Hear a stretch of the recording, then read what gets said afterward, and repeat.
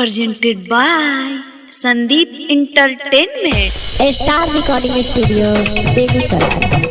बोला बोला डमरू वाले बाबा की। भांग धतूरा योर बेल पतर भोला बाबा के आहार छै। भांग धतूरा योर बेल पतर भोला बाबा के आहार छै। भर के चिलम में गाजा देख भोला बाबा के चेला तैयार छै। भर के चिलम में गाजा देख भोले दानी के चेला तैयार छै।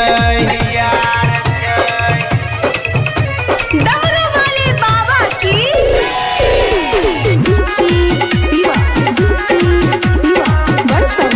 Star recording studio Begusarai. Kanha पर कमर लेके मस्ती में डोलै छै। रहिया में सबे कमरिया बोलबम बोलबम बोलै छै। कान्हा पर कमर लेके मस्ती में डोलै छै। रहिया में सबे कमरिया बोलबम बोलबम बोलै छै। कोई जाय छै पैदल कते सवारी केकरो तय अपन कार छै हो। भर के चिलम में गांजा देख भोले दानी के चेला तैयार छै।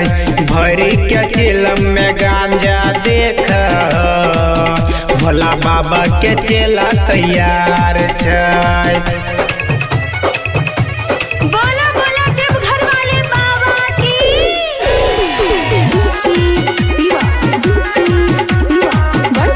Star recording studio Begusarai. Writer Sandeep भगती में छैली न हो।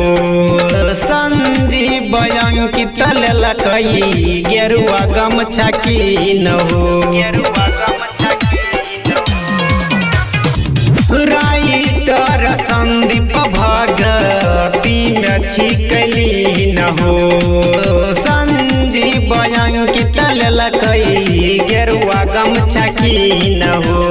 जे भी करल कई बाबा के पूजा वो करते बेला पार छै हो।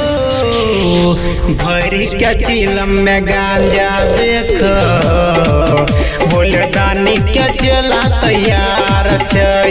भर के चिलम में गांजा देख भोले बाबा के चेला तैयार छै। This song mixed by Star Recording Studio, Begusrai.